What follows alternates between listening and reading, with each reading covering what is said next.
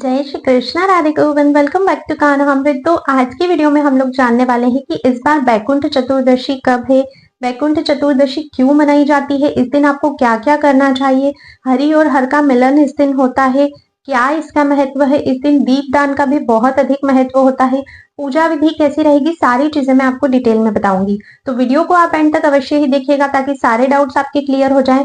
और अगर आपने चैनल पर पहली बार विजिट किया है तो चैनल को सब्सक्राइब करके बेल आइकन प्रेस कर दीजिए ताकि आने वाले सभी वीडियोस के नोटिफिकेशंस आपको मिलते रहें। चलिए वीडियो को शुरू करते हैं। तो इस बार बैकुंठ चतुर्दशी 14 नवंबर 2024 को आ रही है। बैकुंठ चतुर्दशी क्यों मनाई जाती है? तो देखो, चातुर्मास हम लोग सेलिब्रेट करते हैं, ये सभी को पता है। चातुर्मास के ये जो 4 महीने होते हैं तब भगवान विष्णु जो है वो चिर निद्रा में रहते हैं। मतलब वे अपने कार्य भारों से छुट्टी पर रहते हैं, वे किसी भी प्रकार का कोई कार्य नहीं करते हैं। और ऐसा कहा जाता है कि भगवान विष्णु जो है वो क्षीर सागर में शयन कर रहे हैं।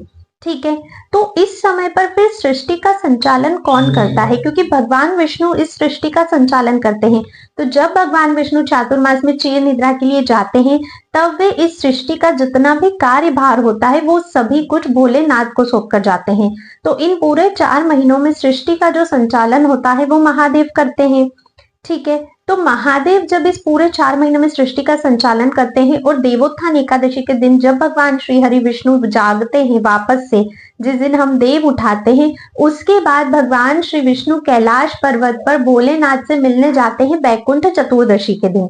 और इसी दिन से जो सृष्टि के संचालन का जितना भी कार्यभार था वे फिर से भगवान विष्णु के ऊपर आ जाता है और भगवान भोलेनाथ इस कार्य से फ्री हो जाते हैं। तो इस दिन को हरि और हर का मिलन कहा जाता है, क्योंकि पूरे 4 मास के बाद भगवान श्री हरि विष्णु और भगवान भोलेनाथ का मिलन हुआ है। ये दिन बहुत ही शुभ होता है। कार्तिक मास के शुक्ल पक्ष की चतुर्दशी तिथि को हम बैकुंठ चतुर्दशी कहते हैं।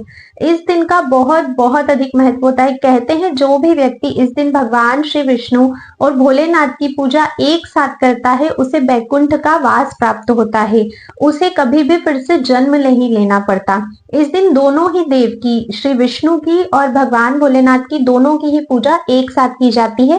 समय दोनों की पूजा का अलग अलग रहता है लेकिन दोनों की ही पूजा इस दिन आपको करनी होती है। अब कब कब कैसे पूजा करनी है, दीपदान, वो विधि हम समझते हैं। तो देखिए, भोलेनाथ की पूजा जो है वो अरुणोदय काल में की जाती है, मतलब सुबह के समय पर की जाती है।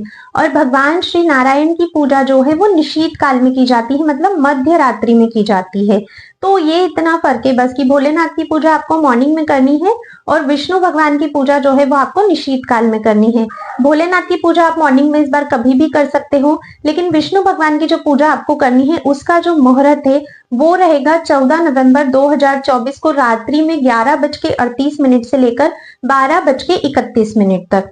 ठीक है, कहते हैं इस दिन जो भी भगवान शंकर को तुलसी पत्र अर्पित करता है और जो भगवान विष्णु को बेल पत्र अर्पित करता है उसे दोनों ही देव की अत्यंत कृपा प्राप्त होती है। तो आप लोग भी शिव मंदिर में जाइएगा या आपके घर पे अगर शिवलिंग है तो उन्हें आप तुलसी जी अर्पित कीजिएगा। भगवान श्री हरि नारायण को या अपने घर के लड्डू गोपाल को आप लोग बेल पत्र अवश्य ही अर्पित कीजिएगा। इस चीज को बिल्कुल भी आपको नहीं भूलना है। ठीक है, अगर मान लीजिए घर पर ही आपके पास लड्डू गोपाल भी और शिवलिंग भी है तो दोनों को साथ साथ रख लीजिए और फिर दोनों की साथ में आपको पूजा करनी है, क्योंकि दोनों की साथ में पूजा करने का ही बहुत बहुत अधिक महत्व है। इस दिन आपको विष्णु सहस्त्र नाम का पाठ भी करना चाहिए। कहते हैं, एक कथा आती है कि एक बार वाराणसी में गए थे भगवान श्री हरि विष्णु भोलेनाथ से मिलने। तब उन्होंने कई सहस्त्र कमलों से उनका अर्चन किया था। तब उन्हें ज्ञात हुआ कि जब वो अर्चन कर रहे थे और आखिरी पुष्प की बारी थी तब उन्हें ज्ञात हुआ कि आखिरी पुष्प तो मिसिंग है, वो तो वहां पर है ही नहीं। पर भगवान श्री हरि विष्णु को सब लोग क्या कहते हैं? कमल नयन कहते हैं। तब उन्होंने क्या किया, उन्होंने अपना एक नेत्र निकाला कि ये नेत्र ही मेरे कमल के समान है, इसी को मैं आपको अर्पित करता हूँ भोलानाथ। उन्होंने अपना एक नेत्र निकाला और उसी को भोलेनाथ को अर्पित कर दिया। उनकी इस भक्ति और इस निष्ठा को देखकर भोलेनाथ अत्यंत ही प्रसन्न हुए। उन्होंने उनका नेत्र तो वापस किया ही, साथ उन्हें सुदर्शन चक्र भी प्रदान किया।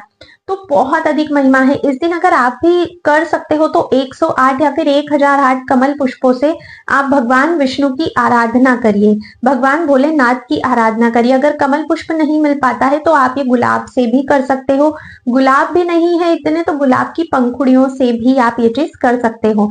लेकिन भगवान विष्णु की अर्चना जब भी करोगे तो निशीत काल का जो मुहूर्त बताया है उसी में करना, और भोलेनाथ के लिए अगर अर्चन करना है तो उनका अर्चन फिर आपको मॉर्निंग में करना है। ठीक है, इतना आपको ध्यान रखना है। इस दिन ना दीप दान का भी बहुत अधिक महत्व होता है। इस दिन 14 दीपक आपको जलाने चाहिए।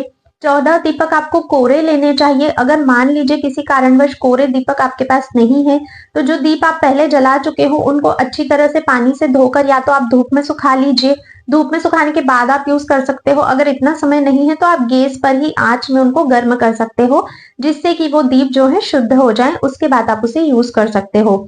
और ये जो दीपदान आपको करना है ये आपको करना है रात्रि, मध्य रात्रि के समय में 11:38 से लेकर 12:31 के बीच में। सुबह भी नहीं करना है और संध्या समय भी नहीं करना है, मध्य रात्रि में ही आपको ये दीपदान करना है। ठीक है, एक दीपक तुलसी जी पे लगाइएगा, एक दीपक घर की परंडी पे लगाइएगा, घर के मुख्य दरवाजे पे लगाइएगा।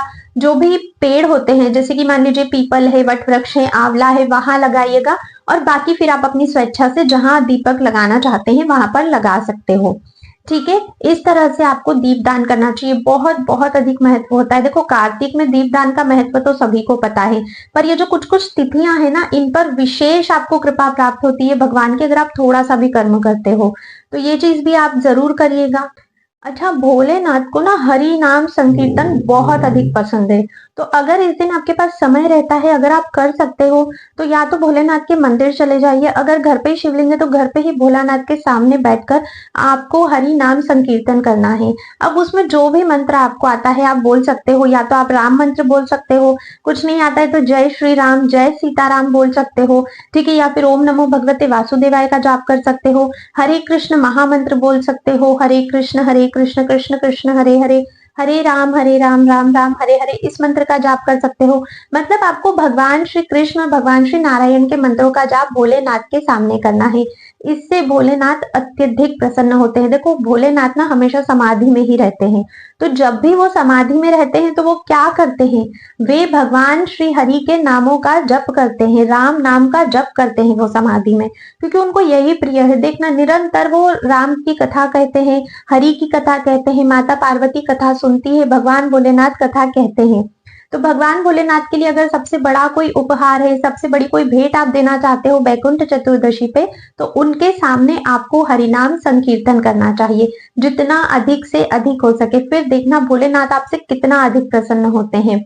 ठीक है, और इस दिन भोलेनाथ को भी बेलपत्र चढ़ाना है। ऐसा नहीं है कि सिर्फ आप तुलसी पत्री चढ़ा रहे हो, शमी पत्र भी आप चढ़ा सकते हो भोलेनाथ और भगवान श्री हरि नारायण दोनों को। ठीक है, और भगवान नारायण को भी तुलसी पत्र आपको अर्पित करना ही है, लेकिन बेल पत्र इस दिन विशेष रूप से आपको अर्पित करना है। ठीक है, अगर बेल का फल आपको मिल जाता है तो बेल का फल भी आपको अर्पित करना चाहिए। पूजा जो है वो आपको दोनों ही समय करनी होती है, मॉर्निंग में भी करिएगा और आप शाम के समय भी पूजा करिएगा। ठीक है, पूजा में बहुत कुछ विशेष आपको नहीं करना होता है, बस भोलेनाथ की पूजा करनी है सुबह के समय पे और भगवान विष्णु की पूजा करनी है रात को निशीत काल में। उसमें अब भगवान विष्णु का अर्चन आप जिस भी तरह से कर सकते हो उतना अच्छा है। विष्णु सहस्त्र नाम का पाठ सर्वोत्तम रहता है, वो आपको उस दिन करना चाहिए। अगर गुरु मंत्र धारण किए हैं तो अपने गुरु मंत्र की जितनी अधिक से अधिक माला हो सकती है वो जप करना है।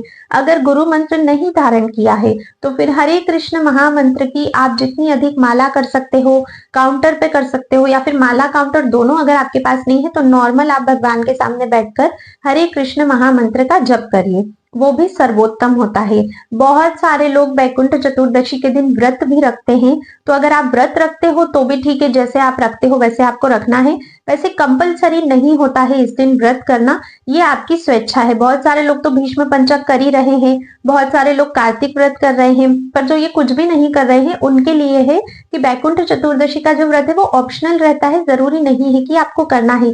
पीपल में इस दिन आप अवश्य ही दीप जलाइएगा, क्योंकि पीपल में भगवान विष्णु का वास माना गया है।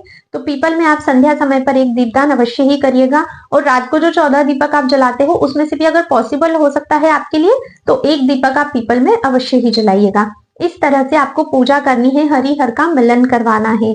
बहुत बहुत बहुत ही शुभ दिन होता है ये। जितनी पूजा कर सकते हो, जितना प्रेम भगवान के लिए प्रकट कर सकते हो, उतना अधिक करिएगा। आज की वीडियो में बस इतना ही था। आई होप आपको सभी चीजें समझ में आ गई है। कोई भी डाउट है तो आप मुझे कमेंट करके अवश्य ही बताइएगा। मेरे लिए कोई भी सजेशन है तो वो भी आप मुझे कमेंट में बता सकते हैं।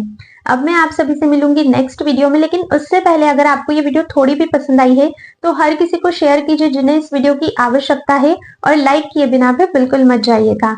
अब मिलते हैं नेक्स्ट वीडियो में, तब तक के लिए राधे राधे।